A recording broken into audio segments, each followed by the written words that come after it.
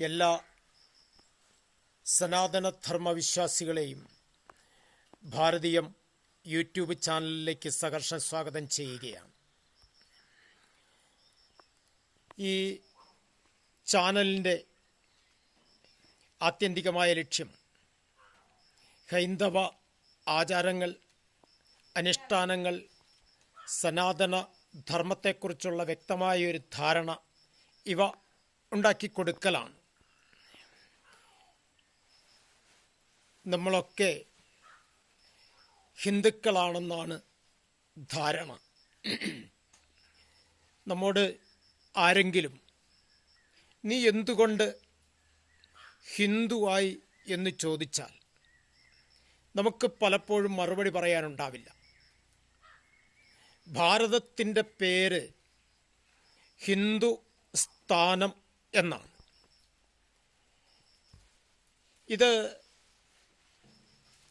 വിഷ്ണുപുരാണത്തിൽ പറയുന്നത് ഹിമാലയം സമാരഭ്യം യാവത് ഹിന്ദു സരോവരം തം ദേവനിർമ്മിതം ദേശം ഹിന്ദുസ്ഥാനം പ്രചക്ഷതേ എന്നാണ്.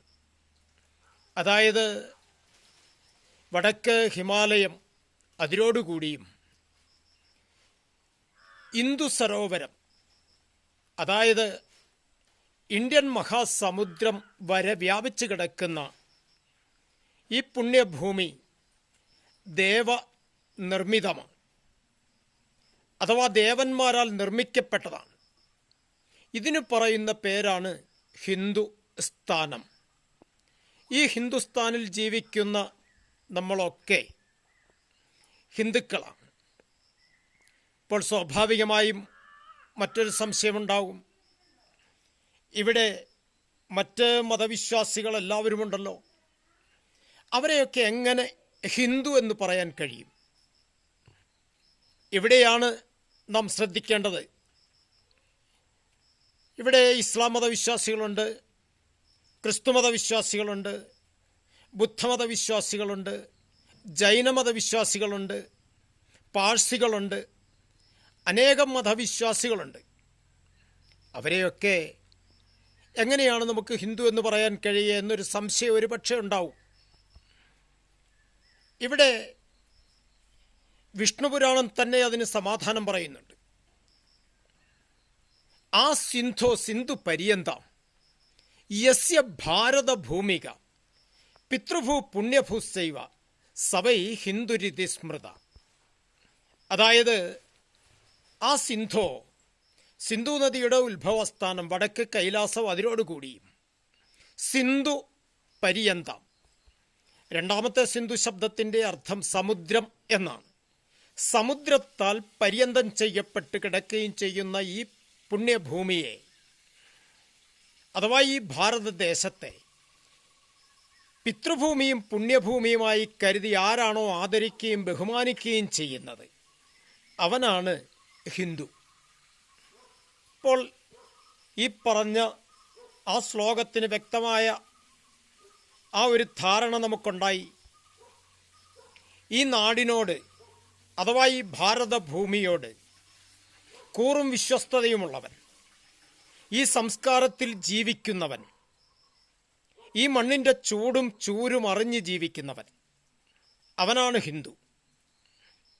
അപ്പോൾ ഇത് നമുക്കറിയാം, മഹാഭാരത യുദ്ധത്തിൻ്റെ 10ാമത്തെ ദിവസം അർജുനൻ ശിഖണ്ഡിയുടെ സഹായത്തോടു കൂടിയാണ് ഭീഷ്മ പിതാമഹനെ ശരശയിൽ വീഴ്ത്തിയത്. അദ്ദേഹം ദക്ഷിണായനത്തിലാണ് ശരശയിൽ വീണത്. ഉത്തരായനം പ്രതീക്ഷിച്ച് കിടക്കുകയാണ്. അങ്ങനെ കിടക്കുന്ന ഭീഷ്മരുടെ അടുത്ത് പാണ്ഡവരിൽ മൂത്ത ജ്യേഷ്ഠനായ ധർമ്മപുത്രർ, അദ്ദേഹം ധർമ്മോപദേശം കേൾക്കാനെത്തുന്നു. ഭഗവാൻ ശ്രീകൃഷ്ണ പരമാത്മാവിൻ്റെ സാന്നിധ്യത്തിൽ അനേകം ഋഷീശ്വരന്മാരുടെ, അതായത് വേദവ്യാസൻ ഉൾപ്പെടെ അനേകം ഋഷീശ്വരന്മാരുടെ സാന്നിധ്യത്തിലാണ് ധർമ്മോപദേശം കേൾക്കാനെത്തുന്നത്. അവിടെ പല സംശയങ്ങളും ധർമ്മപുത്രർ ഭീഷ്മരോട് ചോദിക്കുന്നുണ്ട്. ഇതെല്ലാം കേട്ട് കഴിഞ്ഞപ്പോൾ ഭീഷ്മർ ധർമ്മപുത്രരോട് പറയുന്നു, സർവജ്ഞനായ ഭഗവാൻ ശ്രീകൃഷ്ണ പരമാത്മാവ് തന്നെ അങ്ങയോടൊപ്പം നിഴൽ പോലെ കൂടെയുള്ളപ്പോൾ ഈ അല്പജ്ഞാനിയുടെ അടുത്താണോ അങ്ങ് ധർമ്മോപദേശം കേൾക്കാൻ എത്തുന്നത് എന്ന്. ഭഗവാൻ പുഞ്ചിരിച്ചുകൊണ്ട് മറുപടി പറയുന്നു, ഇതാണ് അങ്ങയുടെ ഏറ്റവും വലിയ യോഗ്യതയും. ലോകം കണ്ടതിൽ വെച്ച് ഏറ്റവും വലിയ തത്വജ്ഞാനിയല്ലേ ഭീഷ്മർ? ലോകം കണ്ടതിൽ വെച്ച് ഏറ്റവും വലിയ യുദ്ധവിശാരദനാണ് ഭീഷ്മർ. ലോകം കണ്ടതിൽ വെച്ച് ഏറ്റവും വലിയ രാഷ്ട്രതന്ത്രജ്ഞനാണ് ഭീഷ്മർ. ഭീഷ്മ പിതാമഹൻ്റെ യോഗ്യത എത്ര പറഞ്ഞാലും അടങ്ങില്ല. അങ്ങനെയുള്ള ഭീഷ്മർ നമുക്കറിയാം, ചതുർബാഹുവായ വിഷ്ണു രൂപത്തോടു കൂടി സരസയിൽ ഈ വിഷ്ണു രൂപത്തോടു കൂടി ഭഗവാനെ കണ്ടുകൊണ്ട് സരസയിൽ കിടന്ന് സ്തുതിക്കുന്നതാണ് പ്രശസ്തമായ വിഷ്ണു സഹസ്രനാമം എന്നൊക്കെ നമ്മൾ കേട്ടിട്ടുണ്ട്. ഞാൻ പറഞ്ഞു വന്നത്, ധർമ്മപുത്രർ പല സംശയങ്ങളും അദ്ദേഹത്തോട് ചോദിച്ചു. വർണ്ണധർമ്മങ്ങളെക്കുറിച്ച്, ആശ്രമധർമ്മങ്ങളെക്കുറിച്ച്, അതുപോലെ ഈ ക്ഷേത്ര ഉപവാസഫലം, ദാനധർമാദികളുടെ ഫലം, ഇതെല്ലാം ചോദിച്ചു. അതിനൊക്കെ യുക്തിയുക്തമായ മറുപടി ഭീഷ്മർ പറയുകയും ചെയ്തു. ഒടുവിൽ ധർമ്മപുത്രർ ചോദിച്ച ഒരു ചോദ്യം വളരെ പ്രസക്തമാണ്. ഒരു രാഷ്ട്രത്തിൻ്റെ യഥാർത്ഥ ശക്തി എന്താണെന്നാണ് ചോദിച്ചത്. അതായത് സൈനിക ബലമാണോ, അടിച്ചമർത്തപ്പെട്ട ഒരു സാമ്രാജ്യത്വ ശക്തിയാണോ, എന്താണ് ഒരു രാഷ്ട്രത്തിൻ്റെ യഥാർത്ഥ ശക്തി എന്ന ചോദ്യത്തിന് മുൻപിൽ ശരശയിൽ കിടന്നുകൊണ്ട് ഭീഷ്മർ പറഞ്ഞ വാക്കുകൾ വളരെ ശ്രദ്ധേയമാണ്. ഒരു രാഷ്ട്രത്തിൻ്റെ യഥാർത്ഥ ശക്തി ആ രാഷ്ട്രത്തിലെ ജനങ്ങളുടെ സ്വരാഷ്ട്രബോധമാണെന്ന്. ഇതെൻ്റെ രാജ്യമാണ്, ഇതെൻ്റെ നാടാണ്, ഇതെൻ്റെ മണ്ണാണ്, ഇതെൻ്റെ സംസ്കാരമാണ്. ഈ പാരമ്പര്യം എൻ്റെ പൂർവികർ എങ്ങനെയാണോ കണ്ണിലെ കൃഷ്ണമണി പോലെ കാത്തു സൂക്ഷിച്ച് എനിക്ക് കൈമാറിത്തന്നത്, ആ അന്തസ്സത്വം നഷ്ടപ്പെടാതെ വരുന്ന തലമുറയ്ക്ക് കൈമാറിക്കൊടുക്കേണ്ട ധാർമ്മികമായ ബാധ്യത, പ്രതിബദ്ധത എനിക്കുണ്ട് എന്ന് ഓരോ ഹിന്ദുവും അഥവാ ഓരോ ഭാരതീയനും ഉള്ളു തുറന്ന് ചിന്തിക്കുകയും അതിനനുസൃതമായി തൻ്റെ ജീവിതത്തെ ചിട്ടപ്പെടുത്തുകയും ചെയ്യലാണ് ഒരു രാഷ്ട്രത്തിൻ്റെ യഥാർത്ഥ ശക്തി എന്ന് ഭീഷ്മർ പറയുന്നു.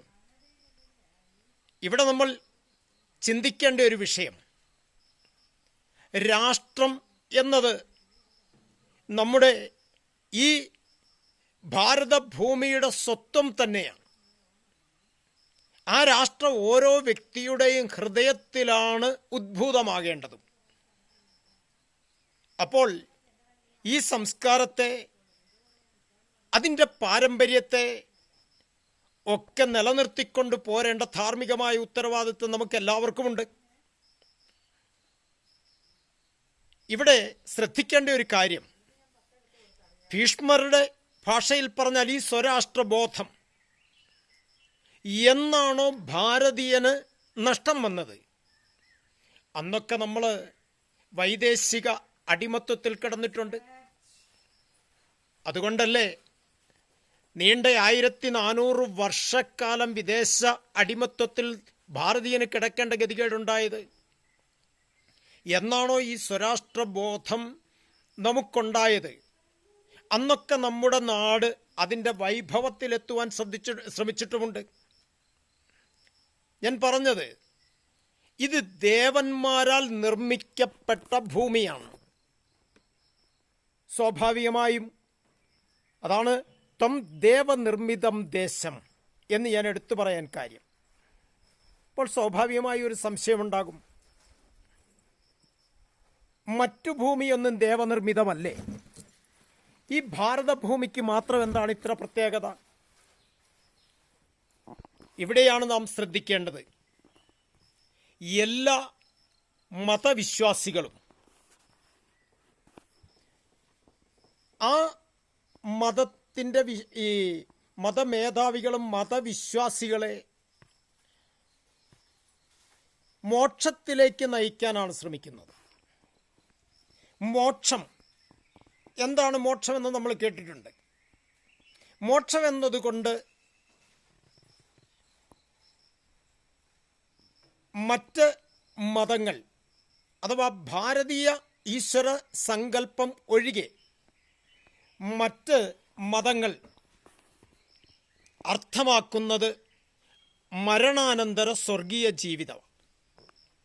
മരിച്ചു കഴിഞ്ഞാൽ എവിടെ എത്തണം? സ്വർഗത്തിലെത്തണം.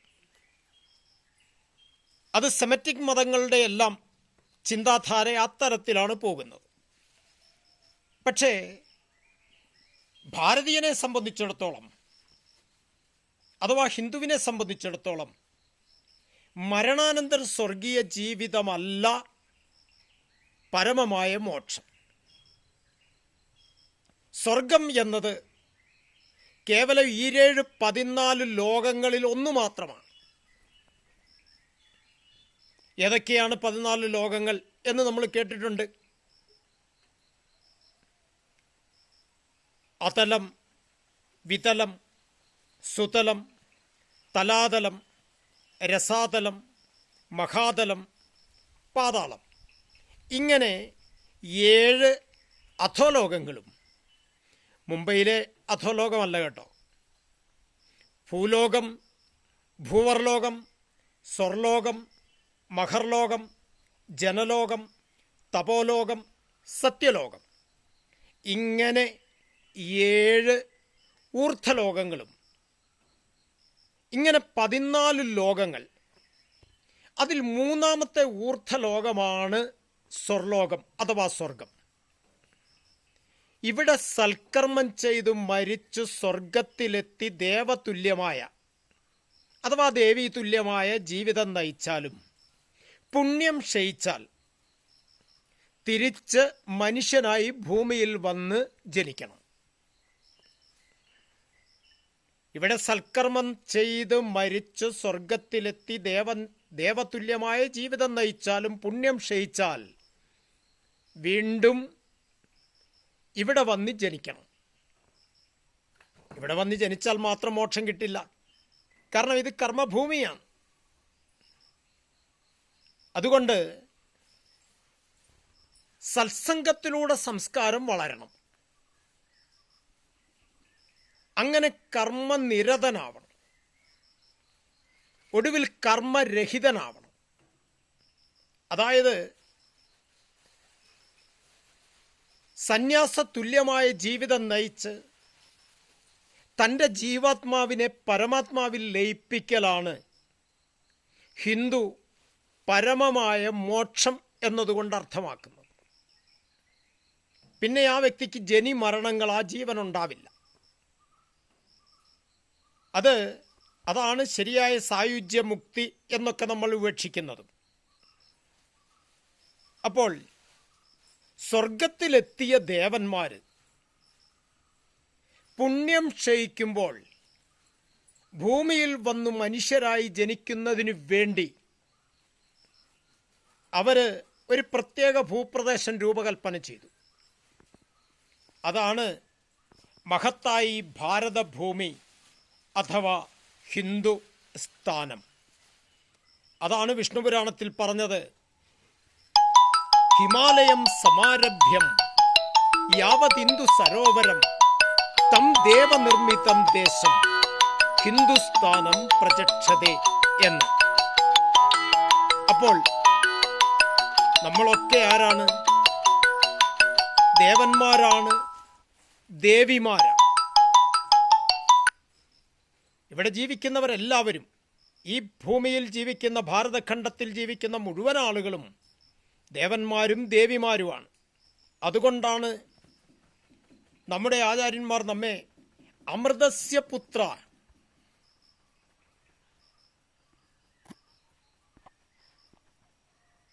അമരത്വത്തിൻ്റെ അരുമക്കിടാങ്ങളെ എന്നാണ് സംബോധന ചെയ്തത്. അതാണ് നമ്മുടെയൊക്കെ പ്രത്യേകത. അതുകൊണ്ട് ഞാൻ ഈ ദേവന്മാർ, നമുക്കുള്ള ഒരു പ്രശ്നം ഇതാണ്, പുണ്യം ക്ഷയിച്ച ദേവന്മാരായതുകൊണ്ട് നമുക്ക് പുണ്യം ആർജിക്കുന്നതിനു വേണ്ടി പൂർവസൂരികളായ നമ്മുടെ ആചാര്യന്മാർ നമുക്ക് വ്യക്തമായ ഒരു ജീവിതക്രമം ഇവിടെ കാട്ടിത്തന്നിട്ടുണ്ട്. ഈ ജീവിതക്രമത്തിന് പറയുന്ന പേരാണ് എന്താണ്? ഹിന്ദുവിൻ്റെ ജീവിതക്രമത്തിന് പറയുന്ന പേരാണ് ഹിന്ദുത്വം. അതുകൊണ്ടാണ് സ്വാമി വിവേകാനന്ദനെ പോലുള്ള മഹാത്മാക്കൾ അവർ പറഞ്ഞു, ഹിന്ദുത്വം ഭാരതത്തിൻ്റെ പ്രാണനാണ്. ഈ പ്രാണവായു ശ്വസിക്കുന്നവൻ അമരത്വമുണ്ടാകും. അപ്പോൾ ഇവിടെ ഈ സംസ്കാരത്തിൽ ജീവിക്കാൻ കഴിയുക എന്ന് പറഞ്ഞാൽ ആ വ്യക്തി അമരത്വം നേടും. ഇങ്ങനെ നമ്മുടെ സംസ്കാരത്തിൽ ജീവിക്കുവാൻ ഒരു പ്രേരക ശക്തിയായി നമുക്ക് മാറാൻ കഴിയണം. അതുകൊണ്ട് നമ്മുടെ ധർമ്മത്തെക്കുറിച്ച് വ്യക്തമായ ധാരണ, ഈ ജീവിതക്രമത്തെക്കുറിച്ച് വ്യക്തമായൊരു ധാരണ നമുക്കുണ്ടാവണം. ഈ ധാരണ ഉണ്ടാക്കിക്കൊടുക്കുക എന്നതാണ് ഭാരതീയം യൂട്യൂബ് ചാനലിൻ്റെ ആത്യന്തികമായ ലക്ഷ്യവും. അതുകൊണ്ട് ഈ ഓരോ ദിവസങ്ങളിലും പ്രഭാഷണ പരമ്പരകൾ ഇവിടെ ഈ ചാനലിലൂടെ നടക്കുന്നുണ്ടാവും. ദയവായി എല്ലാ സനാതന ധർമ്മവിശ്വാസികളും ഈ ചാനൽ കാണുകയും അത് സബ്സ്ക്രൈബ് ചെയ്ത്, ലൈക്ക് ചെയ്ത്, ഷെയർ ചെയ്ത് പരമാവധി ആളുകളിൽ ഇത് എത്തിക്കുവാനും കഴിയുന്ന തലത്തിലേക്ക് ശ്രമിക്കണം എന്ന് ഒരിക്കൽ കൂടി അപേക്ഷിക്കുകയാണ്. ഇവിടെ ഭാരതീയത അത് നമ്മുടെ ധർമ്മത്തിൻ്റെ ഭാഗമായതുകൊണ്ട്, സംസ്കാരത്തിൻ്റെ ഭാഗമായതുകൊണ്ട് ഇത് ഉൾക്കൊള്ളുവാനും അത് പൂർണ്ണ അർത്ഥതലത്തിൽ തൻ്റെ ജീവിതത്തിൽ പകർത്തുവാനും നമുക്ക് കഴിയണം. അതുകൊണ്ട് എല്ലാവരും, ഇത് കാണുന്ന മുഴുവൻ സനാതന ധർമ്മവിശ്വാസികളും ഈ സംസ്കാരത്തെ ഉൾക്കൊണ്ടുകൊണ്ട് ജീവിക്കുവാൻ, അതിൻ്റെ ആത്യന്തിക തലങ്ങളെപ്പറ്റി കൂടുതൽ മനസ്സിലാക്കുവാൻ ഭാരതീയം ചാനൽ അത് നിരന്തരം അത് കാണുകയും ശ്രദ്ധിക്കുകയും ഇവിടെ വിവക്ഷിക്കുന്ന പല വിഷയങ്ങളും അത് പരമാവധി എല്ലാ സുഹൃത്തുക്കളിലും എത്തിക്കുവാനും വേണ്ട കാര്യങ്ങൾ ചെയ്ത് സഹായിക്കേണ്ടതാണെന്ന് ഒരിക്കൽ കൂടി അഭ്യർത്ഥിക്കുകയാണ്. എല്ലാവർക്കും നമസ്തേ.